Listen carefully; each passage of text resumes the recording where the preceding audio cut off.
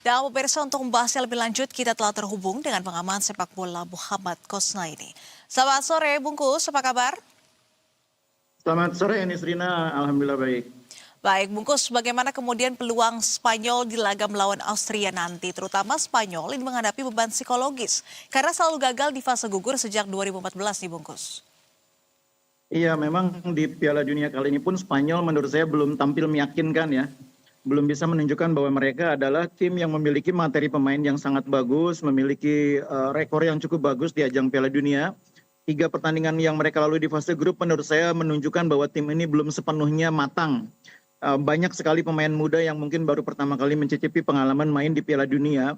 Dan itu menjadikan mereka belum bisa tampil sebagus sebagaimana layaknya mereka kalau bermain di level klub.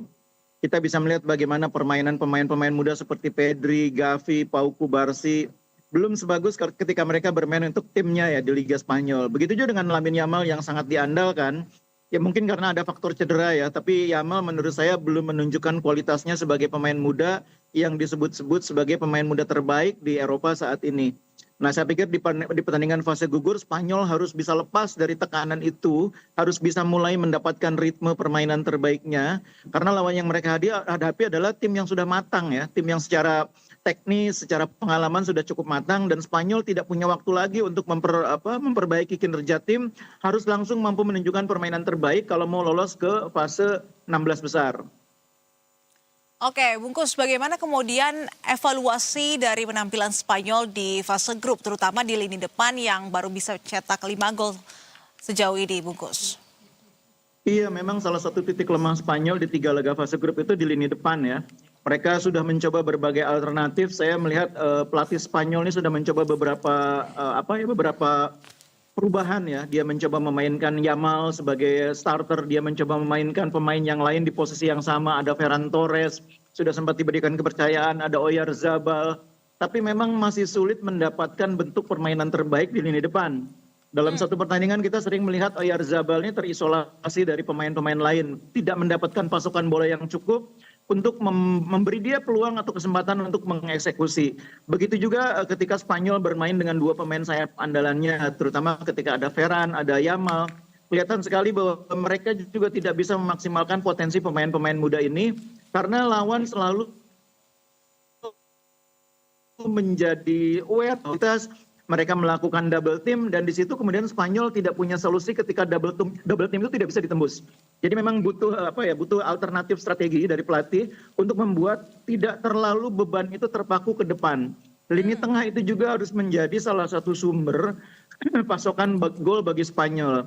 Di 2 laga terakhir fase grup saya sudah melihat ada upaya berbeda ketika Rodri didorong untuk lebih maju ke depan, memberikan opsi sebagai eksekutor dari lini kedua. Banyak melepaskan tendangan-tendangan keras dari luar kotak penalti, tapi efektivitasnya juga masih kurang. Jadi ini memang situasi yang tidak mudah bagi Spanyol membenahi produktivitas gol karena lini depan yang masih belum optimal, opsi dari lini kedua juga belum terlihat menjanjikan. Oke, seandainya bisa mengalahkan Austria, sejauh mana kemudian Spanyol bisa melangkah jauh di Piala Dunia 2026 menurut Anda, Bungkus? Iya, bahwa Spanyol punya peluang untuk melaju cukup jauh, saya pikir kita sepakat ya.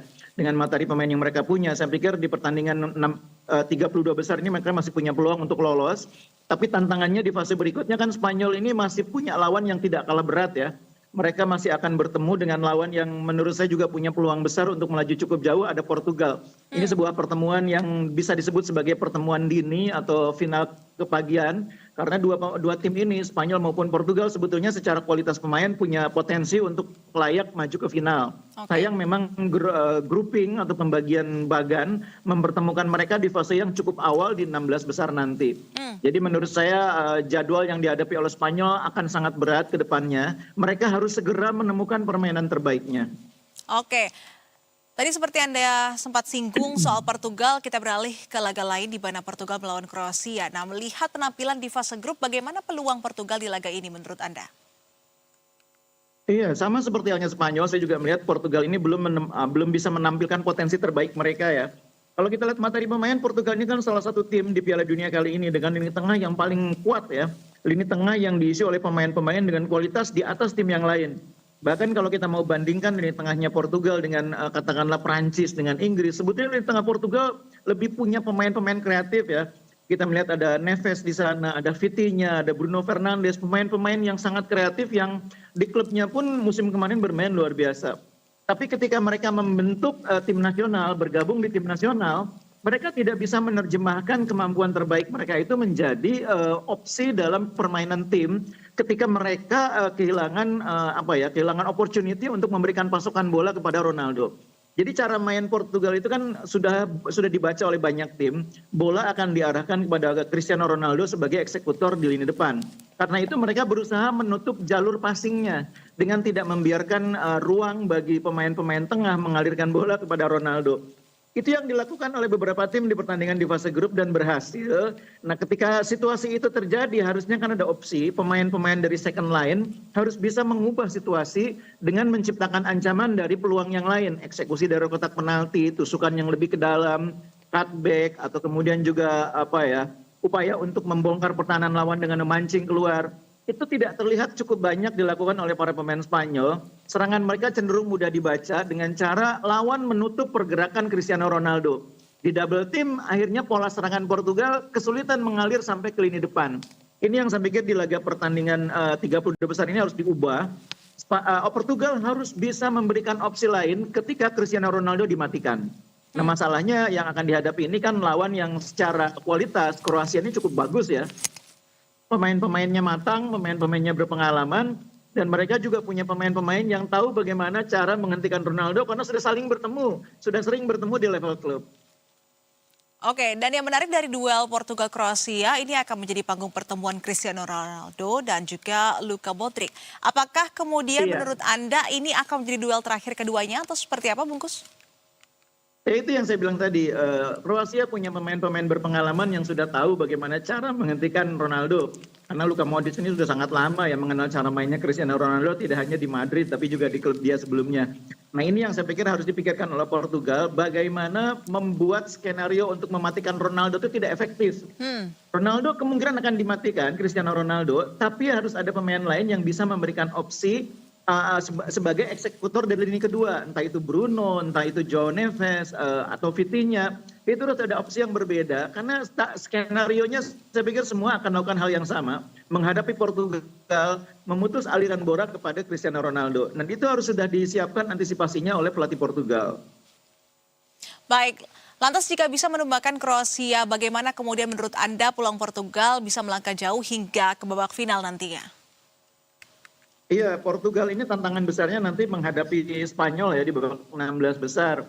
Ini lawan yang menurut saya cukup seimbang ya. Karena kalau mereka bisa lolos dari 16 besar, sebetulnya lawan mereka di fase berikutnya mungkin akan lebih ringan ya. Mungkin ada Amerika di sana yang juga sedang bagus performanya. Tapi justru beratnya itu ketika di babak 16 besar nanti bertemu dengan Spanyol ya. Salah satu tim yang secara konsisten 2 tahun terakhir ini sangat sulit dikalahkan oleh tim manapun. Memang Spanyol tidak selalu menang, seperti hanya di Piala Dunia kali ini juga mereka tidak selalu menang ya. Tapi tim ini sulit dikalahkan. Jadi kalau Portugal bisa mengalahkan Spanyol, apalagi di pertandingan melawan Spanyol, Cristiano Ronaldo bisa bermain dengan level permainan terbaiknya, itu akan jadi booster yang luar biasa, akan menjadi penyemangat yang luar biasa untuk melaju cukup jauh. Dari 16 besar mereka bisa ke perempat final, lewat perempat final mungkin mereka bisa sampai ke semifinal, bahkan tidak mustahil final. Jadi memang tantangan terbesar kalau bagi Portugal kalau mereka bisa melewati hadangan Spanyol, seandainya kedua tim ini sama-sama bertemu nanti di fase 16 besar. Oke, terakhir Bungkus, menurut Anda bagaimana kiprah dari wakil Eropa di Piala Dunia kali ini? Secara umum memang Eropa masih menunjukkan diri sebagai benua yang paling dominan di Piala Dunia ya. Memang ada beberapa negara andalan Eropa yang tersingkir, ada Jerman, ada Belanda. Tapi kan Eropa memang dalam beberapa tahun terakhir memang tidak lagi mengandalkan Belanda dan Jerman ya. Kekuatan Eropa ini kan sekarang bertumbuh kepada Perancis, kepada Portugal, kepada Spanyol. Dan tim-tim kuat Eropa itu sampai sekarang masih ada di babak gugur ini. Masih bertahan dan mungkin bisa bertahan cukup jauh ya. Jadi sebetulnya tidak ada yang berubah karena memang sepak bola Eropa dalam beberapa tahun terakhir tidak lagi menjadikan Belanda atau Jerman itu sebagai tumpuan harapan untuk melaju jauh di event besar seperti Piala Dunia. Ini Eropa di mana sekarang mereka banyak bergantung kepada Prancis, Spanyol, Portugal sebagai tim-tim yang paling punya peluang untuk melaju jauh di babak-babak akhir Piala Dunia. Oke, Bungkus mungkin ini pertanyaan tambahan ya. Siapa yang Anda jagokan di Piala Dunia 2026 ini? Saya sejak awal melihat ada 3 negara yang punya peluang besar ya. Yang pertama juara bertahan Argentina. Yang kedua itu yang punya kualitas permainan sangat baik dalam 2 tahun terakhir. Dan itu adalah Prancis dan Spanyol. Nah, Oke. Prancis sudah menunjukkan bahwa mereka punya potensi juara. Yang belum terlihat potensinya itu justru Spanyol. Ini agak mengagetkan saya terus terang. Karena kalau kita lihat track record mereka 2 tahun terakhir, Spanyol itu tim yang sangat konsisten permainannya. Yang saya bilang tadi, sulit dikalahkan walaupun juga tidak selalu menang ya. Tapi secara keseluruhan, secara permainan justru Spanyol ini menurut saya di Piala Dunia kali ini masih underperform ya. Beda dengan Prancis yang sudah kelihatan sangat mantap permainannya, Argentina juga sudah sangat mantap. Justru Spanyol yang belum menunjukkan potensi sebagai salah satu tim yang layak difavoritkan juara. Oke, baik Bungkus, terima kasih atas waktu dan Baik, penjelasannya Nitrina. di Berita Satu Sore dan selamat kembali melanjutkan aktivitas. Selamat sore, salam sehat Bungkus.